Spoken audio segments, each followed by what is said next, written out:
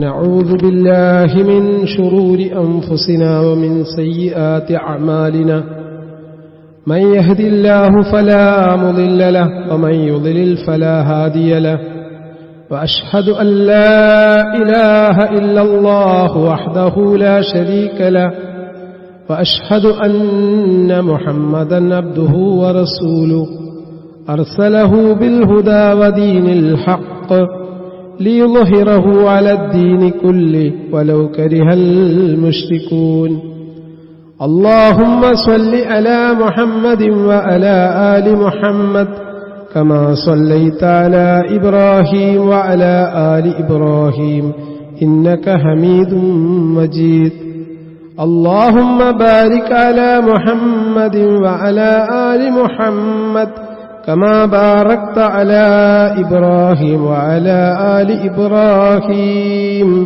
إنك حميد مجيد أما بعد فإن خير الحديث كتاب الله وخير الهدي هدي محمد صلى الله عليه وسلم وشر الأمور محدثاتها وكل محدثة بدعة وكل بدعة ضلالة وكل ضلالة في النار يا أيها الذين آمنوا اتقوا الله حق تقاته ولا تموتن إلا وأنتم مسلمون أعوذ بالله من الشيطان الرجيم بسم الله الرحمن الرحيم وإذ قال إبراهيم رب اجعل هذا بلدا آمنا وارزق أهله من الثمرات من آمن منهم بالله واليوم الآخر قال ومن كفر فأمتعه قليلا ثم اضطره إلى عذاب النار وبئس المصير. സ്നേഹം നിറഞ്ഞ സത്യവിശ്വാസികളെ, ജീവിതത്തിന്റെ എല്ലാ സന്ദർഭങ്ങളിലും പ്രപഞ്ച സൃഷ്ടാവും നിയന്താവുമായ അല്ലാഹുവിന്റെ വിധിവിലക്കുകൾ കഴിവിന്റെ പരമാവധി സൂക്ഷിച്ച് ജീവിക്കണമെന്ന് എന്നോടും നിങ്ങളോടും ഉണർത്തുന്നു, വസിയത്ത് ചെയ്യുന്നു. അല്ലാഹു സുബ്ഹാനഹു വ തആല നമുക്ക് ഓരോരുത്തർക്കും അതിനുള്ള തൗഫീക്ക് പ്രദാനം ചെയ്യുമാറാവട്ടെ. സഹോദരങ്ങളെ, വിശ്വാസികൾ ഒരുപാട് ആളുകൾ പവിത്രമായ ഭൂമിയിൽ പരിശുദ്ധമായ ഹജ്ജ് കർമ്മത്തിന്റെ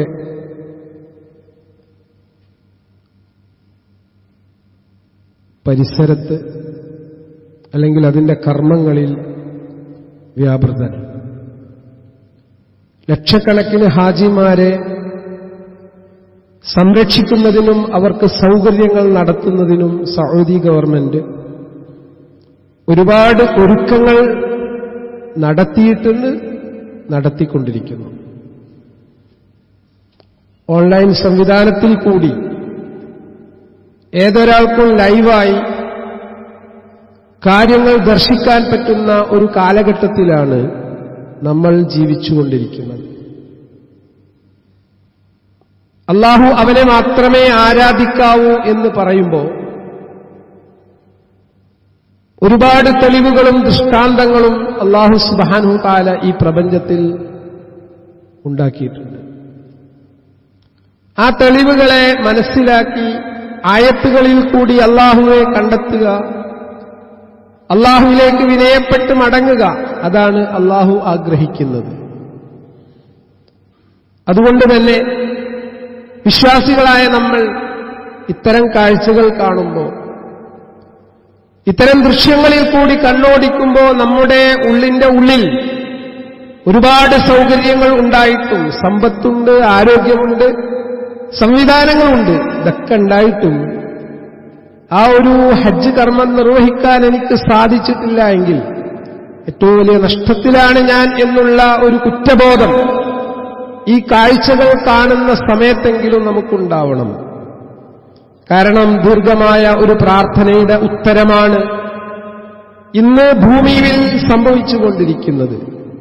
വഇദ് ഖാല ഇബ്രാഹീം റബ്ബി ഇജ്അൽ ഹാദാ ബലദൻ ആമിന വർസുഖ് അഹ്ലഹു മിനസ് സമറാത്ത് മൻ ആമന മിൻഹും ബില്ലാഹി വൽ യൗമിൽ ആഖിർ ഖാല വമൻ കഫറ ഫഉമത്തിഉഹു ഖലീല സുമ്മ അൽതറഹു ഇലാ അദാബിൻ നാർ ഫബിഅസൽ മസീർ. സൂറത്തുൽ ബഖറ 126-ാമത്തെ വചനം. ലോകർക്ക് മാതൃകയായ അല്ലാഹുവിന്റെ കൂട്ടുകാരൻ എന്ന് വിശേഷിപ്പിച്ച ഇബ്രാഹിം നബി അലൈഹിസ്സലാം ദീർഘമായ പ്രാർത്ഥനകൾ നടത്തിയതിന്റെ റിസൾട്ടാണ്, അതിന്റെ ഫലമാണ് സഹോദരങ്ങളെ ഇന്ന് മക്കയിലും പരിസര പ്രദേശങ്ങളിലും നടന്നുകൊണ്ടിരിക്കുന്ന എല്ലാ കർമ്മങ്ങളും.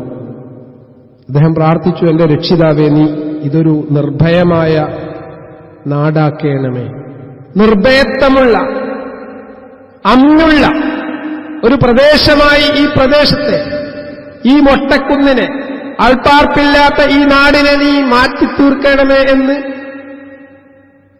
നൂറ്റാണ്ടുകൾക്ക് മുമ്പ് പ്രാർത്ഥന നിർവഹിക്കപ്പെട്ടിട്ടുണ്ട്. അതാണ് ഇന്ന് പുലരുന്നത്. ഇവിടത്തെ താമസക്കാരിൽ നിന്ന് അല്ലാഹുവിലും അന്ത്യദിനത്തിലും വിശ്വസിക്കുന്നവർക്ക് കായ്ക്കനികൾ ആഹാരമായി നൽകുകയും ചെയ്യണം. സുലഭമായ ഫ്രൂട്ട്സ് നാനാദിക്കുകളിൽ നിന്നും ആ പ്രദേശത്തേക്ക് ഒഴുകിയെത്തുകയാണ്. ഒരു മഹാത്ഭുതമാണ്.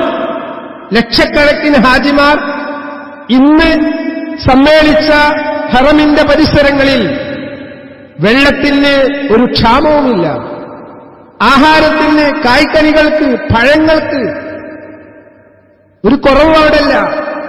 ടോയ്ലറ്റ് സംവിധാനങ്ങൾ സുഭിക്ഷമാണ്. വൃത്തി എന്നുള്ളത് അസൂയാവഹമാണ്.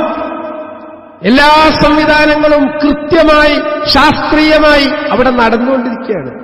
ഇതൊക്കെ കാണുന്ന സന്ദർഭത്തിൽ അല്ലാഹു ഒരുക്കിയിരിക്കുന്ന സംവിധാനമാണ് ഇത് എന്ന് മനസ്സിലാക്കാനുള്ള ഒരു കോമൺ സെൻസ് വിശ്വാസികളായ ആളുകൾക്ക് ഉണ്ടാകും. ഇപ്പൊ ഒരു പ്രാർത്ഥന നിർവഹിക്കപ്പെട്ടിട്ടുണ്ട്. അല്ലാഹുവിലും അന്ത്യദിനത്തിലും വിശ്വസിക്കുന്ന ആളുകൾക്ക് ഇത് നൽകണമേ എന്നാണ് പ്രാർത്ഥന. എന്നാൽ അവിശ്വസിച്ചവർക്കും അല്ല പറയാണ്, വിശ്വാസികൾക്ക് മാത്രമല്ല അവിശ്വസിച്ചവർക്കും ഞാൻ ആഹാരം നൽകുന്നതാണ്, അള്ളാന്റെ കാരുണ്യത്തിൽപ്പെട്ടതാണ്. വിശ്വാസികളല്ലാത്ത അള്ളാനെ നിഷേധിക്കുന്ന, അള്ളാഹുവിന്റെ അസ്തിത്വത്തെ മാനിക്കാത്ത ആളുകൾക്കും ഭക്ഷണം നൽകുന്നു, വിഭവങ്ങൾ നൽകുന്നു എന്നുള്ളത്. പക്ഷേ അല്പകാലത്തെ ജീവിത സുഖം മാത്രമാണ് അവർക്ക് നാം നൽകുക. അള്ളാനെ അവിശ്വസിക്കുന്ന ആളുകൾക്ക് അല്പകാലത്തെ സുഖം മാത്രമേ നൽകുള്ളൂ. പിന്നീട് നരകശിക്ഷ ഏൽക്കാൻ ഞാൻ അവനെ നിർബന്ധിക്കുന്നതാണ്. അവന് ചെന്നു ചേരാനുള്ള ആ സ്ഥലം വളരെ ചീത്തയാണ്. സഹോദരങ്ങളെ, ഈ സന്ദർഭത്തിൽ നമ്മൾ മനസ്സിലാക്കേണ്ടത് ഒരുപാട് ദൃഷ്ടാന്തങ്ങൾ, ഒരുപാട് അടയാളങ്ങൾ, ഒരുപാട് ഷിആറുകൾ ഇതൊക്കെ ഇവിടെ നിലനിൽക്കുന്നത്, അതിൽ കൂടി നമ്മൾ നമ്മുടെ ജീവിതത്തിന്റെ ആത്യന്തികമായ ലക്ഷ്യം എന്തിനാ നമ്മളങ്ങോട്ട് പറഞ്ഞയച്ചത്? നല്ല വീടുണ്ടാക്കി, നല്ല വാഹനം ക്രമീകരിച്ച്, നല്ല വിഭവങ്ങൾ ഒരുക്കി ജീവിക്കാനാണോ? അല്ല. അതൊക്കെ ജീവിതത്തിന്റെ ഭാഗമാണെങ്കിലും ആത്യന്തികമായ നമ്മുടെ ജീവിതത്തിന്റെ ലക്ഷ്യം അല്ലാഹുവിനുള്ള വിശ്വാസം സംശുദ്ധമാക്കുക എന്നുള്ളതാണ്. ലബ്ബൈക അല്ലാഹുമ്മ ലബ്ബൈക ലബ്ബൈക ലാ ശരീക ലക ലബ്ബൈക, അല്ലേ? ഇന്നൽ ഹംദ വന്നിഅമത ലക വൽ മുൽക് ലാ ശരീക ലക. ഒരു പ്രഖ്യാപനമാണ്, ലാ ഇലാഹ ഇല്ലല്ലാഹ്, അല്ലാഹു അല്ലാതെ ആരാധനക്കർഹനായിട്ട് ആരും തന്നെയില്ല. പൂർണ്ണമായി കാര്യങ്ങൾ ഭരമേൽപ്പിക്കേണ്ടത് അല്ലാഹുവിൽ മാത്രമാണ്. ഈ ഒരു വിശ്വാസം നമ്മിലുണ്ടോ എന്ന് അല്ലാഹു നിരന്തരം പരിശോധിച്ചുകൊണ്ടിരിക്കും. കഴിഞ്ഞ ദിവസം സോഷ്യൽ മീഡിയയിൽ കൂടി നമ്മൾ കണ്ടിട്ടുണ്ടാവും, കേട്ടിട്ടുണ്ടാവും. നമ്മുടെ ഒരു സഹോദരന്റെ, പ്രവർത്തകന്റെ പ്രിയപ്പെട്ട മകൻ, 14 വയസ്സ്, ചെങ്ങരംകുളത്താണ് അദ്ദേഹത്തിന്റെ വീട്. പെട്ടെന്ന് വീട്ടിൽ ചെറിയ മക്കളുമായിട്ടുണ്ടായ ചെറിയൊരു പ്രശ്നം, വീട് വിട്ടിറങ്ങാണ് മോന്. കഴിഞ്ഞ 10-ാം തീയതി കുട്ടിയെ കാണുന്നില്ല. ഇദ്ദേഹത്തിന്റെ ഉപ്പ ഹജ്ജ് കർമ്മം നിർവഹിക്കാൻ വേണ്ടി മക്കയിലെത്തിയിട്ടുണ്ട്. അവിടുന്ന് വാട്സപ്പിൽ കൂടി മെസ്സേജ് വരികയാണ്, നിങ്ങൾ അന്വേഷിക്കണം, എന്റെ മകനെ മിസ് ചെയ്തിട്ടുണ്ട്. ഒന്ന് ആലോചിച്ച് നോക്കൂ. ഒരു ഉപ്പ ഹജ്ജ് കർമ്മം നിർവഹിക്കാൻ വേണ്ടി പരിശുദ്ധ ഹറമിലേക്ക് പുറപ്പെട്ടു. ആ സമയത്ത് ഭാര്യയും മക്കളും മാത്രമാണ് ഇവിടെ ഉള്ളത്. അവിടെ വെച്ച് മകനെ കാണാതാവുകയാണ്. 2-3 ദിവസങ്ങൾ ശരിക്കും ഉത്കണ്ഠയുടെ, മാനസികമായ പ്രയാസത്തിന്റെ നാളുകളാണ്. പക്ഷേ അദ്ദേഹം പതറാതെ സംസാരിക്കുന്നത് എന്നെ അത്ഭുതപ്പെടുത്തി. ഭാര്യയെ വിളിച്ചുകൊണ്ട് അദ്ദേഹം സമാശ്വസിപ്പിച്ചു. കാരണം പവിത്രമായ ഭൂമിയിലേക്ക് അതിനേക്കാൾ പ്രധാനപ്പെട്ട ഒരു കർമ്മം നിർവഹിക്കാൻ വേണ്ടി പോയെടുത്ത് അദ്ദേഹം പരീക്ഷിക്കപ്പെടുകയാണ്. എന്താ പരീക്ഷണം? സ്വന്തം മകനെ കാണാനില്ല.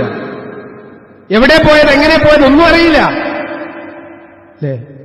ഇബ്രാഹിം നബി അലൈഹിസ്സലാം അദ്ദേഹം പ്രായത്തിന്റെ ആധിക്യത്തിൽ വന്ന സന്ദർഭത്തിൽ അദ്ദേഹത്തിന് ഒരു മകൻ ഉണ്ടാവുകയാണ്, ഇസ്മായിൽ അലൈഹിസ്സലാം. ആ ഇസ്മായിൽ അലൈഹിസ്സലാം ജീവിത വ്യവഹാരങ്ങൾക്ക് പ്രാപ്തിയെത്തുന്ന സന്ദർഭത്തിൽ അള്ളാഹുവിന്റെ കൽപ്പന വരെയാണ് മകനെ കൊണ്ടുപോയിട്ട് അറക്കണം. ആ കൽപ്പന ശിരസ വഹിച്ചുകൊണ്ട് മിനായുടെ താഴ്വരയിലേക്ക് അദ്ദേഹം കുട്ടിയെയും കൂട്ടി പോവാണ്. മകൻ ഉപ്പയോട് പറയാണ്, ഉപ്പ അങ്ങ് എന്താണോ സ്വപ്നത്തിൽ ദർശിച്ചത് അത് പൂർത്തീകരിക്കുക. അല്ലേ? ഇതൊരു മകന്റെ വിഷയത്തിൽ ഇബ്രാഹിം നബി അലൈഹിസ്സലാം നിർവഹിച്ച ദൗത്യമാണ്. അതിന്റെ സാക്ഷാത്കാരം ഓർമ്മിപ്പിക്കുന്ന, ബലിയറുക്കാൻ വേണ്ടി കൽപ്പിക്കപ്പെട്ട വിശുദ്ധമായ ഒരു കർമ്മമാണ് ഹജ്ജ്. ആ ഹജ്ജ് നിർവഹിക്കാൻ വേണ്ടിയിട്ടാണ് ആ സഹോദരൻ പോയിരിക്കുന്നത്. അവിടെ വെച്ച് അദ്ദേഹത്തിന്റെ വിശ്വാസം അള്ളാഹു പരീക്ഷിക്കുകയാണ്. ഇത് അദ്ദേഹത്തിന് മാത്രമല്ല സഹോദരങ്ങളെ, ജീവിതത്തിൽ ഇത്തരത്തിലുള്ള നാനാ പരീക്ഷണങ്ങൾ വിശ്വാസികൾക്ക് നിരന്തരം ഉണ്ടായിക്കൊണ്ടിരിക്കും എന്ന് വിശുദ്ധ ഖുർആൻ മുന്നറിയിപ്പ് നൽകുന്നുണ്ട്. അപ്പൊ നമ്മുടെ ഫൈനൽ ഡെസ്റ്റിനേഷൻ എന്ന് പറയുന്നത് ഒരിക്കലും ഈ ദുനിയാവേ അല്ല. തവക്കുൽ എന്നുള്ളത്, അള്ളാഹുവിൽ കാര്യങ്ങൾ ഭരമേൽപ്പിക്കുക എന്നുള്ളത് നമ്മുടെ ജീവിതത്തിന്റെ ലക്ഷ്യമാവണം. അല്ലേ? അള്ളാഹ് തടയുന്നത് നൽകാനോ നൽകുന്നത് തടയാനോ ഒരു ശക്തിക്കും സാധിക്കുകയില്ല എന്നുള്ള വിശ്വാസം ഹൃദയത്തിൽ ഊട്ടപ്പെട്ടാൽ വളരെ സന്തോഷത്തോടുകൂടിയായിരിക്കും വിശ്വാസി ജീവിക്കുക. അതാണ് പ്രവാചകൻ സല്ലല്ലാഹു അലൈഹി വസല്ലം ഉണർത്തിയത്, അജബുൽ അംറിൽ മുഅ്മിൻ, വിശ്വാസിയുടെ കാര്യം എത്ര അത്ഭുതകരമാണ്. കുല്ലുഹു ലഹു ഖൈർ, എല്ലാം അവന് നന്മയാണ്. പ്രയാസങ്ങൾ ഉണ്ടാവുമ്പോൾ ക്ഷമ അവലംബിക്കുക. ഭാര്യയോട് പറയണം, നീ ക്ഷമിക്കുക, ഇത് പരീക്ഷണം മാത്രമാണ്. ഈ പരീക്ഷണത്തിൽ നമ്മൾ വിജയിക്കുക തന്നെ ചെയ്യും. അള്ളാഹു പരീക്ഷിച്ചുകൊണ്ടിരിക്കും. ഉറച്ചു നിൽക്കാൻ നമുക്ക് സാധിക്കണം. ഒരു ചെറിയ രോഗം വന്നുപെടുന്ന ഘട്ടത്തിൽ പോലും അസ്വസ്ഥമാകുന്ന മാനസികാവസ്ഥയാണ് വിശ്വാസികളായ നമുക്കുണ്ടെങ്കിൽ, പ്രിയപ്പെട്ടവരെ, അള്ളാഹു ഒരുക്കിയിരിക്കുന്ന സ്വർഗത്തിൽ പ്രവേശിക്കാൻ നമുക്ക് സാധിക്കുമോ? ഈ ബലിപെരുന്നാളുമായി അടുത്ത ദിവസങ്ങളിൽ ബലി അർപ്പിക്കാൻ വേണ്ടി നമ്മോട് കൽപ്പിച്ചു. അല്ലേ? 7 ഓഹരി വരെ, അതിൽ 1 വരെ കൂടാന്ന് പറഞ്ഞാൽ അത് കൂടണം എന്നല്ല പറഞ്ഞത്. സാമ്പത്തികമായ സുസ്ഥിതിയുള്ള ഒരാളെ സംബന്ധിച്ചിടത്തോളം ഒരു ഉരുവിനെ തന്നെ, ഒരു കാലിയെ തന്നെ അള്ളാഹുവിന് വേണ്ടി ബലി അർപ്പിക്കാനാണ് അയാൾ തയ്യാറാവേണ്ടത്. സാമ്പത്തിക ഭദ്രതയുണ്ട്, സൗകര്യങ്ങളുണ്ട്, ബിസിനസ്സുണ്ട്, ഭൂമിയുണ്ട്, എല്ലാം ഉണ്ട്. എന്നിട്ടും ഹൃദയത്തിന്റെ ഉള്ളിൽ സ്വർഗം ലഭിക്കാൻ വേണ്ടിയിട്ട് ആ ഒരു കർമ്മം നിർവഹിക്കാൻ നമ്മുടെ മനസ്സ് പ്രാർത്ഥിച്ചിട്ടില്ല എങ്കിൽ, അല്ലെങ്കിൽ മനസ്സ് ആ ഒരവസ്ഥയിലേക്ക് മാറിയിട്ടില്ലെങ്കിൽ എന്ത് വിശ്വാസമാണ് സഹോദരങ്ങളെ നമുക്കുള്ളത്? നമുക്ക് ആളുകളിപ്പോ ചിന്തിക്കുക, ഹജ്ജിന് പോകുന്ന സഹോദരന്മാരെ വഴിതെറ്റിക്കുന്ന ചില ആളുകൾ ബലി അറുക്കാതെ കഴിച്ചിലാവാൻ പറ്റുമെന്നുള്ള. കുറെ ആളുകൾ ഉസുറ് പറഞ്ഞു കൊടുക്കുകയാണ് ബലി അറുക്കാതെ കഴിച്ചിലാവാൻ. ഇവിടെ നമ്മൾ മനസ്സിലാക്കേണ്ടത്, സ്വർഗം എന്നുള്ളത് ഒരു കണ്ണും കാണാത്ത, ഒരു കാതും കേൾക്കാത്ത സുഖാനുഭൂതികളുടെ സ്വർഗമാണ് അള്ളാഹു ഒരുക്കി വെച്ച്. അത് എന്റെ മുത്തഖീങ്ങളായ, സൂക്ഷ്മാലുക്കളായ, അള്ളാഹുവെ ഭയപ്പെട്ട് ജീവിക്കുന്ന ആളുകൾക്ക് അള്ളാഹ് ഒരുക്കിയതാണ്. ആ സ്വർഗത്തേക്കാണ് നമുക്ക് പോകേണ്ടത്. അവിടെ നമ്മൾ എത്തിപ്പെടണമെങ്കിൽ നമ്മൾ ആത്മാർത്ഥമായി അള്ളാഹുവോട് പ്രാർത്ഥിക്കേണ്ടതുണ്ടെന്ന് അള്ളാഹുവിന്റെ പ്രവാചകൻ സല്ലല്ലാഹു അലൈഹി വസല്ലം പഠിപ്പിച്ചിട്ടുണ്ട്. മൻ സഅലല്ലാഹ അൽ ജന്ന ثلاث مرات قالت الجنة اللهم أدخله الجنة ومن استجار من النار 3 مرات قالت النار أجره من النار സ്വഹീഹായി വന്ന ഹദീസാണിത്. ആരെങ്കിലും അല്ലാഹുവോട് 3 തവണ സ്വർഗം ചോദിച്ചിട്ടുണ്ടെങ്കിൽ ആ സ്വർഗം അവനു വേണ്ടി റെക്കമെൻഡ് ചെയ്യും, ശുപാർശ ചെയ്യും.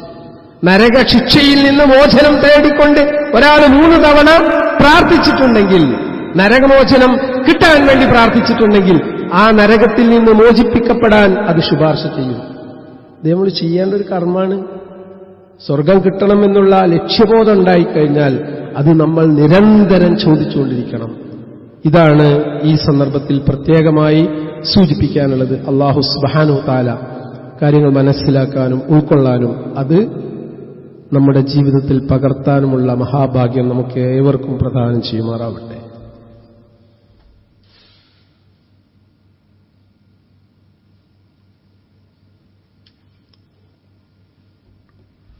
അൽഹംദുലില്ലാഹി റബ്ബിൽ ആലമീൻ വസ്സലാത്തു വസ്സലാമു അലാ റസൂലില്ലാഹ് വഅലാ ആലിഹി വഅസ്ഹാബിഹി അജ്മഈൻ. يا أيها الذين آمنوا اتقوا الله حق تقاته ولا تموتن إلا وأنتم مسلمون. സ്നേഹം നിറഞ്ഞ സത്യവിശ്വാസികളെ, ജീവിതത്തിന്റെ ഓരോ സന്ദർഭത്തിലും രഹസ്യമേഖലയിലും പരസ്യമേഖലയിലും അല്ലാഹുവെ സൂക്ഷിച്ച് ജീവിക്കണമെന്ന് ഉണർത്തണം. കഴിഞ്ഞ ദിവസം കുവൈത്തിൽ ഉണ്ടായ തീപിടുത്തത്തിൽ മലയാളികളായ 24 പേര് മരണപ്പെട്ടു എന്നാണ് പത്രമാധ്യമങ്ങളിൽ കൂടി നമ്മൾ അറിഞ്ഞത്. വലിയ പ്രതീക്ഷയോടുകൂടിയാണ് നമ്മുടെ പ്രവാസി സുഹൃത്തുക്കൾ ഗൾഫ് രാജ്യങ്ങളിൽ എത്തിയിരിക്കുന്നത്. മരണം തീരുമാനിക്കപ്പെട്ടിട്ടുണ്ടെങ്കിൽ അത് സംഭവിക്കുക തന്നെ ചെയ്യും. ഒരാളുടെയും അനുവാദം ചോദിച്ചിട്ടല്ല മരണം നമ്മെ തേടിയെത്തും. കുല്ലു നഫ്സിൻ ദാഇഖത്തുൽ മൗത്ത്. നമ്മൾ എന്ത് മുന്നൊരുക്കങ്ങൾ ജീവിത വ്യവഹാരങ്ങൾക്ക് വേണ്ടി, ഭാവിക്ക് വേണ്ടി മെനഞ്ഞാലും ശരി, നമ്മുടെ സമയം എത്തിക്കഴിഞ്ഞാൽ അള്ളാഹു നമ്മുടെ റൂഹിനെ പിടിക്കും. ഈ ഒരു ബോധം എപ്പോഴും നമുക്കുണ്ടാവണം. അതിനാണ് അള്ളാഹു സുബ്ഹാനഹു തആല ഓരോ ഇവന്റ്സ്, ഓരോ സംഭവങ്ങൾ വ്യത്യസ്ത സ്ഥലങ്ങളിൽ നമുക്കിങ്ങനെ കാണിച്ചു തരുന്നത്. ചിന്തിക്കാനും മനസ്സിലാക്കാനും ഉൾക്കൊള്ളാനും അള്ളാഹുവിലേക്ക് വിനയപ്പെട്ട് മടങ്ങാനുമാണ്. ഇതൊക്കെ കേൾക്കുമ്പോൾ ഇത് നമ്മളിങ്ങനെ ന്യൂസ് അങ്ങോട്ട് കൈമാറല്ല വേണ്ടി. ഇതിൽ നിന്ന് എനിക്കെന്ത് പാടുണ്ട് സഹോദരങ്ങളെ, നമ്മൾ ചിന്തിക്കണം. ഖുർആൻ പറയാണ്, ഇഅ്ലമു അന്നമൽ ഹയാത്തുദ് ദുനിയ ലഅബുൻ വലഹുവൻ വസീന വതഫാഖുറുൻ ബൈനകും വതകാസുറു ഫിൽ അംവാലി വൽ ഔലാദ്. ദുനിയാവ് എന്ന് പറഞ്ഞാൽ അത്രയേ ഉള്ളൂ. ഫഖ്റ് കാണിക്കുക, തമാശ, കളി, വിനോദം, സമ്പത്തിലും സന്താനങ്ങളിലും പെരുമ നടിക്കാൻ, ഇതൊക്കെയാണ് ജീവിതം. കുൻ ഫിദ് ദുനിയാ കഅന്നക ഗരീബ് ഔ ആബിറു സബീൽ. അല്ലാഹുവിന്റെ പ്രവാചകൻ സല്ലല്ലാഹു അലൈഹി വസല്ലം പഠിപ്പിക്കാൻ, ഈ ദുനിയാവിൽ നീ ഒരു വഴിയാത്രക്കാരനെ പോലെയാണ് ജീവിക്കേണ്ടത്. സുഹദ്, വിരക്തി. ദുനിയാവ് എന്നും നമ്മുടെ കൂടെയില്ല. ഓരോ സെക്കൻഡും നമ്മൾ പരലോകത്തേക്ക് അടുത്തുകൊണ്ടിരിക്കുകയാണ്. നമ്മുടെ ഖബർ ജീവിതത്തിലേക്ക് നമ്മൾ അടുത്തുകൊണ്ടിരിക്കുകയാണെന്നുള്ളൊരു ബോധം സഹോദരങ്ങളെ നമുക്കുണ്ടാവുമ്പോൾ നമ്മുടെ നിയ്യത്ത് നന്നാവും. നമ്മൾ ഉംറ ചെയ്യാനും ഹജ്ജ് ചെയ്യാനും തയ്യാറാവും. കാരണം അടുത്ത വർഷം എനിക്ക് ജീവിതമുണ്ട് എന്ന് ഒരുറപ്പില്ല. അപ്പൊ ഞാൻ ചിന്തിക്കണം, സൽക്കർമ്മങ്ങൾ എന്റെ കൂടെയുണ്ടോ? ഇന്നിപ്പോ ഞാൻ മരണപ്പെടുകയാണെങ്കിൽ, എത്ര പത്രാസിൽ ജീവിച്ച ആളാണെങ്കിലും മരണത്തോടുകൂടി എന്നെ വിളിക്കുന്ന പേര് മയ്യത്ത് എന്നാണ്. എന്നെ കൊണ്ടുപോയി കടത്തുന്നു ആ ഖബറിലാണ്. എത്ര വലിയ സൗകര്യങ്ങൾക്ക് നടുവിൽ ഞാൻ ജീവിച്ചാലും എന്നെ മറവ് ചെയ്യുക തന്നെ ചെയ്യും. പിന്നെ എനിക്ക് കർമ്മം ചെയ്യാൻ പറ്റൂല സഹോദര, നിസ്കരിക്കാൻ പറ്റൂല, നോമ്പ് നോൽക്കാൻ പറ്റൂല, ഇസ്തിഗ്ഫാർ നടത്താൻ പറ്റൂല.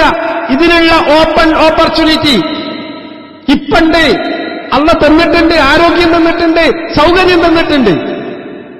നമ്മളൊന്ന് ആലോചിക്കേ, വീടിന്റെ അടുത്ത് പള്ളിയുള്ള ഒരാള് എത്രത്തോളം അക്കൗണ്ടബിലിറ്റി ഉള്ള ആളാണ്. ഹയ്യ അലസ്സലാ എന്ന് വിളി കേൾക്കുമ്പോ ആ നിസ്കാരത്തിലേക്ക് വരാൻ നമുക്ക് സാധിച്ചിട്ടില്ല എങ്കിൽ എത്ര വലിയ നഷ്ടക്കച്ചവടമാണ് നമ്മൾ ചെയ്യുന്നത്, അല്ലേ? നമ്മുടെ ശരീരത്തിന്റെ ഏതെങ്കിലും ഒരവയവത്തിന് വല്ല തകരാറും സംഭവിച്ചിട്ടുണ്ടെങ്കിൽ ലക്ഷക്കണക്കിന് രൂപയുണ്ടെങ്കിലും അത് റിപ്പയർ ചെയ്യാൻ നമുക്ക് സാധിക്കില്ല. കാരണം അള്ളാന്റെ ഔദാര്യമാണ് ആരോഗ്യം. ഈ ആരോഗ്യം എന്ന ഔദാര്യം അള്ള നൽകിയിട്ടും അള്ളാഹ്ക്ക് ശുക്ർ ചെയ്യാൻ, നന്ദി കാണിക്കാൻ നമുക്ക് സാധിക്കുന്നില്ല എങ്കിൽ ഇന്നൽ ഇൻസാന ലിറബ്ബിഹി ലകനൂദ്, തീർച്ചയായും മനുഷ്യൻ തന്റെ രക്ഷിതാവിനോട് നന്ദി കെട്ടവൻ തന്നെ എന്നുള്ള ഖുർആനിന്റെ അധ്യാപനം എത്ര സത്യമാണ്. അതുകൊണ്ട് നിരന്തരം നമ്മൾ പള്ളിയിൽ മിമ്പറിൽ നിന്ന് ഉപദേശങ്ങൾ കേൾക്കുമ്പോൾ സുവർണാവസരങ്ങൾ ജീവിതത്തിൽ വന്ന് അണയുന്ന ഘട്ടത്തിൽ പ്രാർത്ഥന വർദ്ധിപ്പിക്കുക. ദുൽഹിജ്ജയുടെ ആദ്യത്തെ 10 ദിവസങ്ങൾ പ്രാർത്ഥനയ്ക്കുത്തരം കിട്ടുന്നതാണ്. അറഫാ ദിനം സമാഗതമാവുന്നു. നമ്മുടെ സഹോദരങ്ങൾ അറഫാ മൈതാനത്ത് ഒരുമിച്ച് കൂടുന്ന ഘട്ടത്തിൽ ഐക്യദാർഢ്യം പ്രകടിപ്പിക്കാൻ വേണ്ടി ദുൽഹിജ്ജ 9 നമ്മെ സംബന്ധിച്ചിടത്തോളം ഞായറാഴ്ച നോമ്പ് നോൽക്കുക എന്നുള്ളത് കഴിഞ്ഞുപോയ പാപങ്ങൾ പൊറുക്കപ്പെടാനുള്ള ഏറ്റവും വലിയ ഒരു പ്രായശ്ചിത്താണ്. ആ ഒരു ഓഫർ കിട്ടിയിട്ട് ഒരു ദിവസം വ്രതമനുഷ്ഠിക്കാൻ നമുക്ക് സാധിച്ചിട്ടില്ലെങ്കിൽ വലിയ നഷ്ടം നമുക്കുണ്ട്. കാരണം മരണം സുനിശ്ചിതാണ്, അല്ലെ? എന്തൊക്കെ പാപങ്ങളാണ് സഹോദരങ്ങളെ നമ്മളൊക്കെ ചെയ്തു കൂട്ടുന്നത്.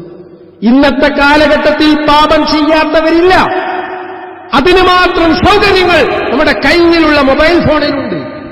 വേണ്ട എന്ന് വിചാരിച്ചാൽ പോലും കാണാൻ നിർബന്ധിപ്പിക്കുന്ന ഒരുപാട് പരസ്യങ്ങളും റീൽസുകളും മിന്നിമറിഞ്ഞുകൊടുക്കുക, നഗ്നമായ പ്രദർശനങ്ങൾ, അല്ലേ?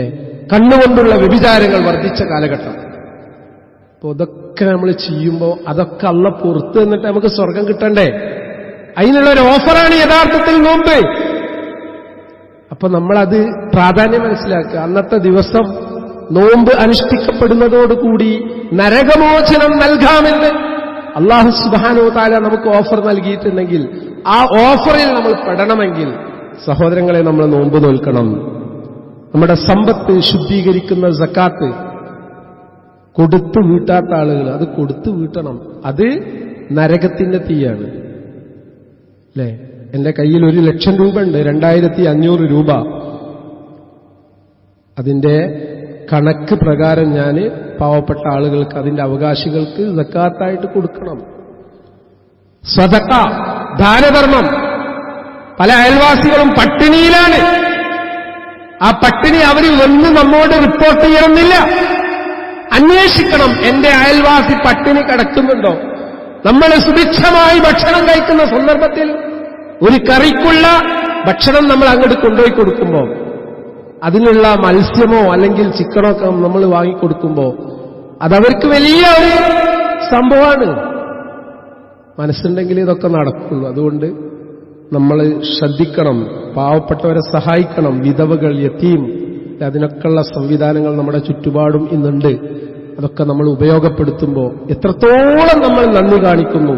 ലഇൻ ശകർത്തും ലഅസീദനകും, നിങ്ങൾ നന്ദി കാണിച്ച അള്ള വർദ്ധനവ് തരും. ഓഫർ അള്ളയാണ് തരുന്നത്. അള്ള പറഞ്ഞ സത്യമാണ്, അതിലൊരു സംശയം വേണ്ട.